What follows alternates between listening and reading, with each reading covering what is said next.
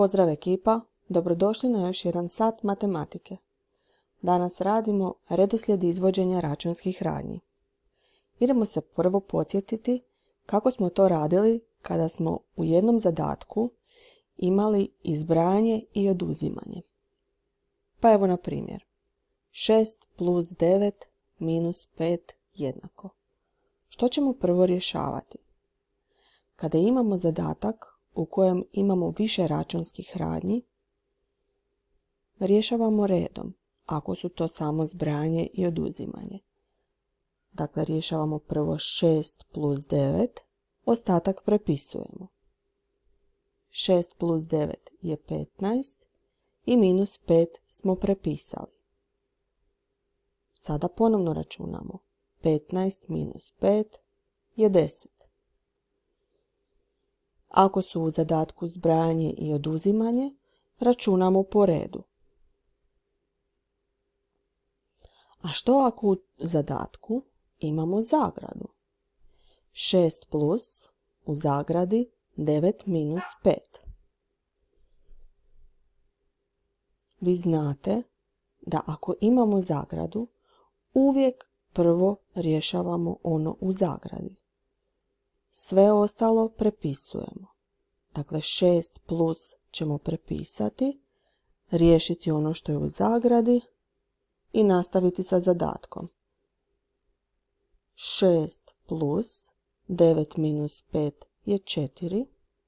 Dakle, 6 plus 4 jednako 10. Ako su u zadatku zbrajanje i oduzimanje, ali imamo i zagrade, uvijek prvo računamo ono što je u zagradi. Sada uzmi svoju bilježnicu i olovku i rješavaš zadatke koje ćemo onda zajedno provjeriti. Kada prepišeš zadatke, pritisni pauzu na videu, riješi i onda ćemo zajednički provjeriti što si riješio. Ako si riješio, idemo provjeriti.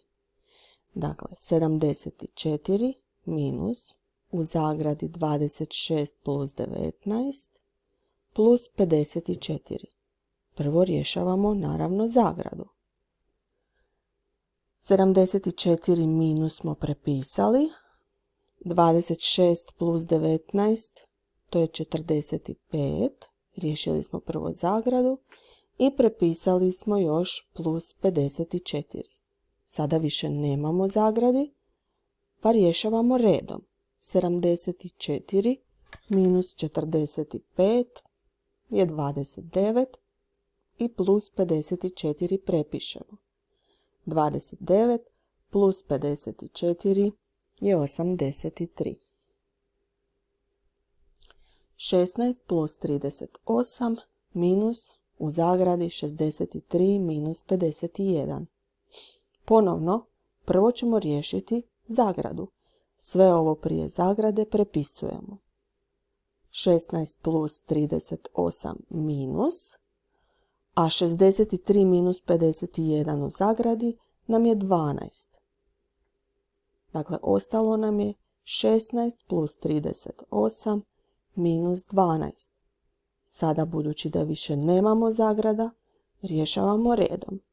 16 plus 38 je 54 i minus 12 prepišemo. 54 minus 12 je 42. Idemo sada vidjeti kako to ide u množenju i dijeljenju. Pa imamo recimo zadatak. 3 puta 6 podijeljeno sa 2 jednako. Isto kao i kad imamo samo zbrajanje i oduzimanje, ako u zadatku imamo samo množenje i dijeljenje, rješavamo redom. Prvo ćemo riješiti 3 puta 6, ostalo ćemo prepisati i dalje rješavati. 3 puta 6 je 18 i podijeljeno s 2 prepišemo. 18 podijeljeno s 2 je 9.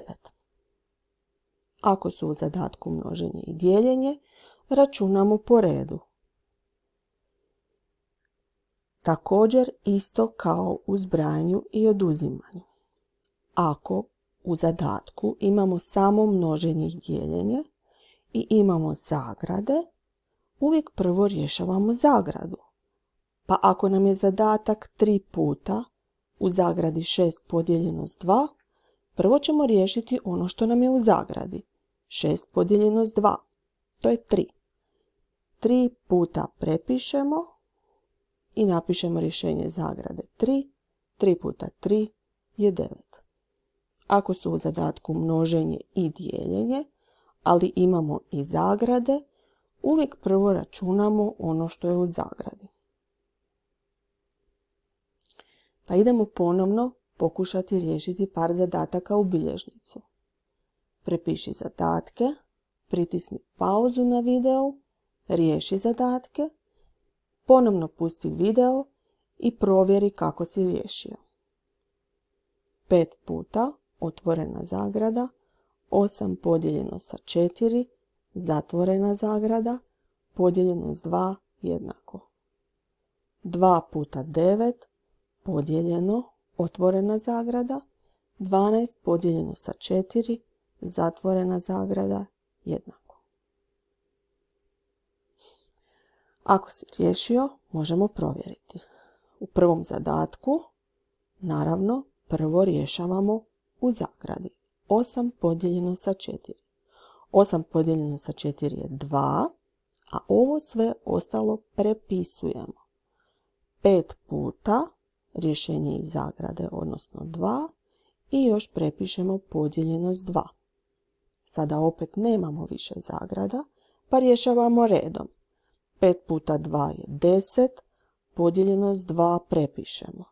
10 podijeljeno s 2 je 5. Drugi zadatak.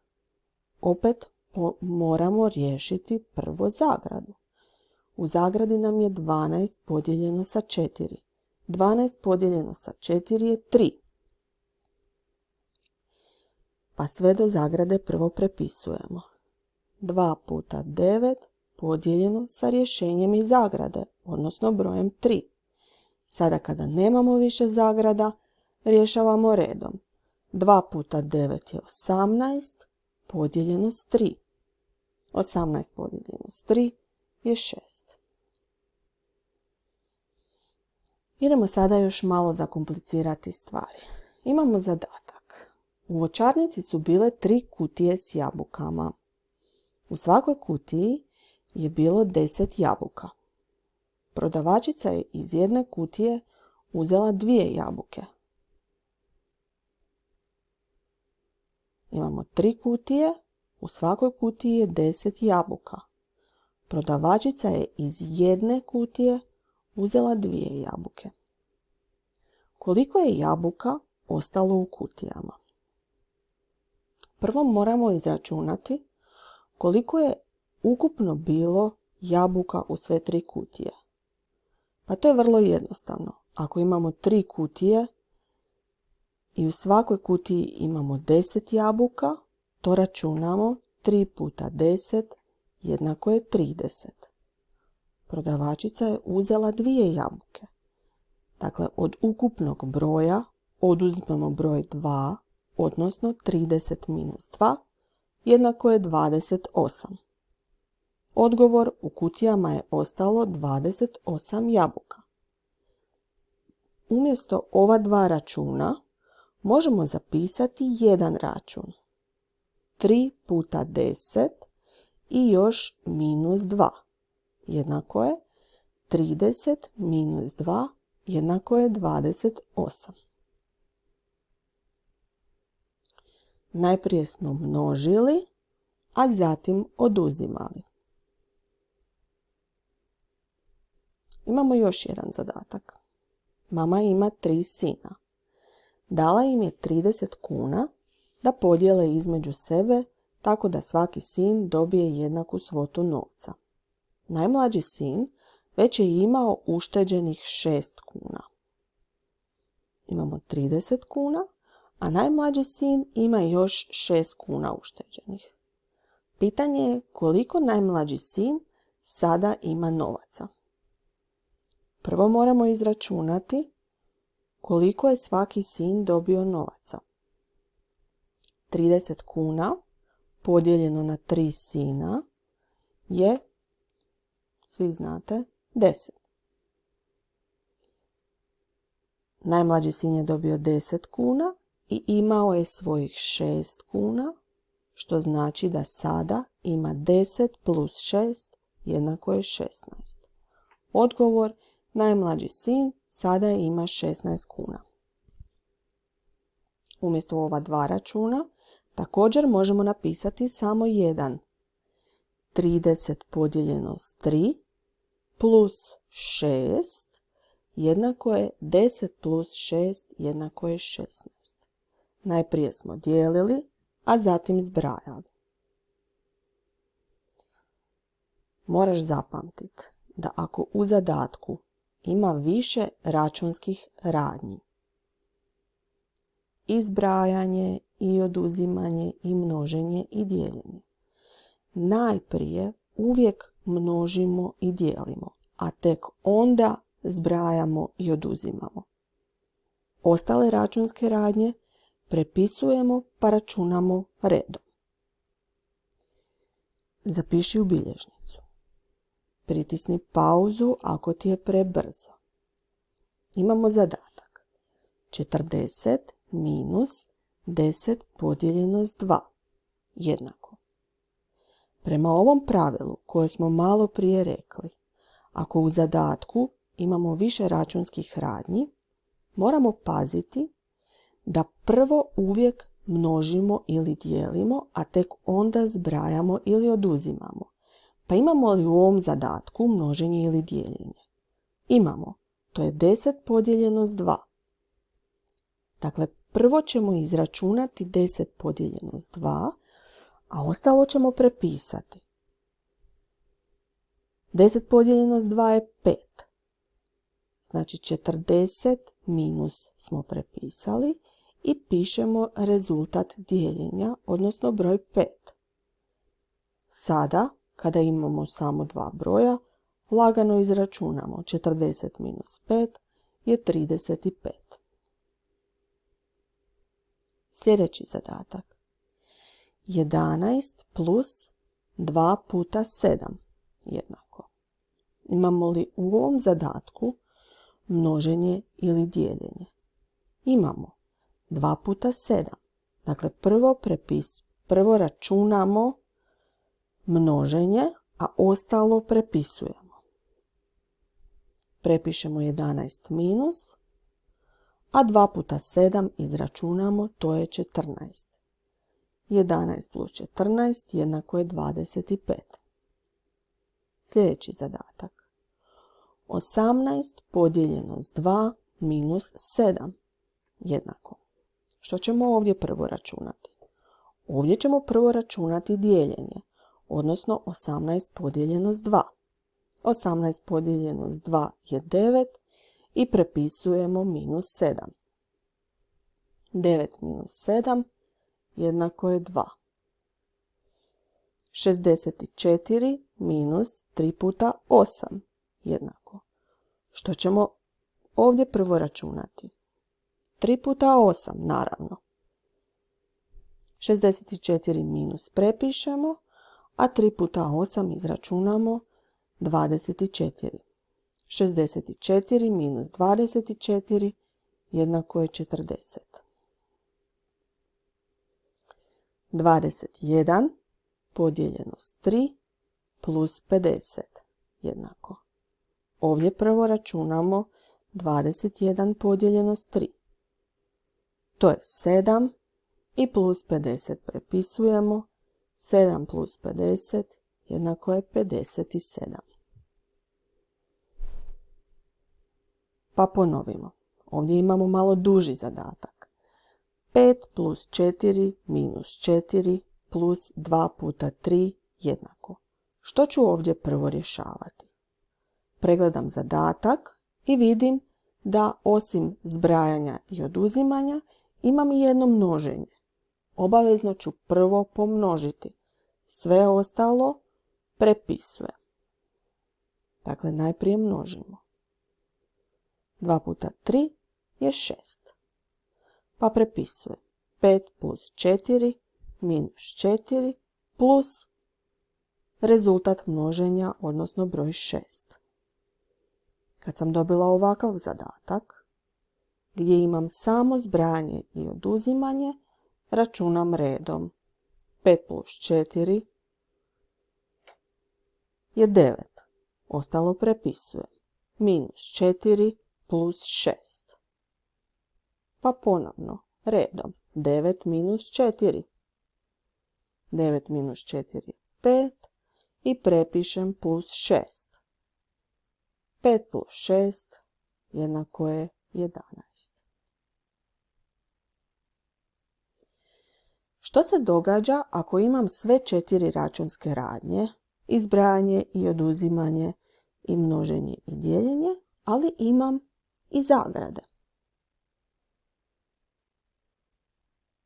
Pa evo pogledat ćemo na ovom primjeru. 8 puta 4 minus otvorena zagrada 72 minus 50 zatvorena zagrada jednako. Kao što smo učili i ranije, zagradu uvijek prvu rješavamo.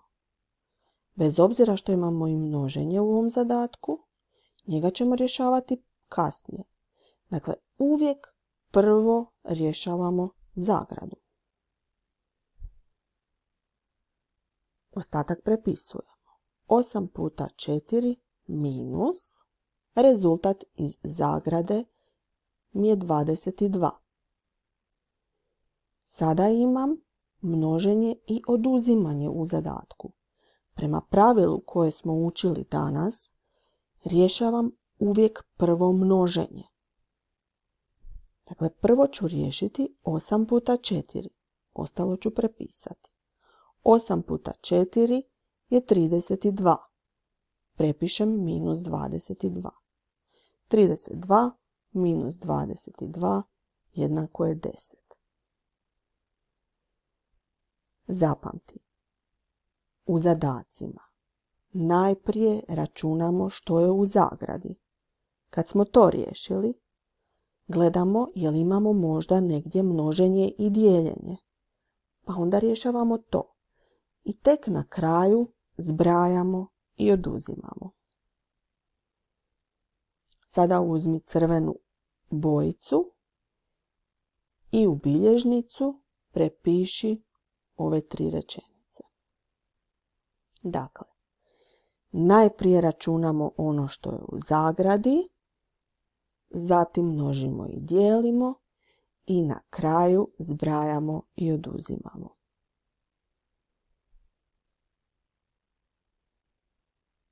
Imamo još par zadataka koje ćeš izračunati u bilježnicu. Zadatke prepišeš, pritisneš pauzu i provjeriš kako si riješio zajedno s učiteljicom.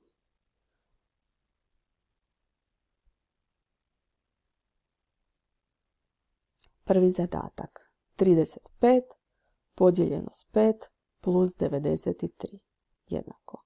Zagrada nemamo, imamo dijeljenje i zbrajanje. Prvo uvijek rješavamo množenje i dijeljenje. Dakle, prvo ću riješiti 35 podijeljeno s 5.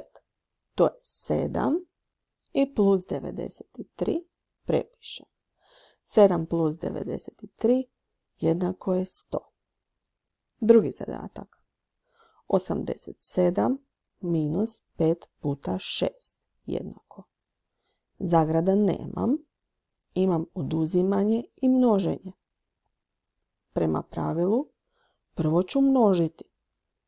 Dakle, 87 minus ću prepisati, a 5 puta 6 mi je 30. 87 minus 30 jednako 37. Treći zadatak. 45 podijeljeno, otvorena zagrada, 58 minus 53, zatvorena zagrada, minus 9 jednako. U ovom zadatku imam zagradu i obavezno rješavam prvo zagradu. Ostalo prepisujem. 45 podijeljeno 58 minus 53 je 5 i minus 9 prepišem. Jednako je. Sada gledam zadatak 45 podijeljeno s 5 minus 9. Moram riješiti prvo dijeljenje. 45 podijeljeno s 5 je 9 i prepišem minus 9. 9 minus 9 jednako 0. Četvrti zadatak. 51 plus, otvorena zagrada, 15 podijeljeno s 3, zatvorena zagrada puta 4 jednako. Imam zagradu, dakle prvo rješavam zagradu. 51 plus prepišem, 15 podijeljeno s 3 je 5 i puta 4 prepišem. Sada imam 51 plus 5 puta 4. Moram riješiti prvo množenje. 51 plus prepišem, 5 puta 4 je 20 i sada računam 51 plus 20 jednako je 71. Bravo.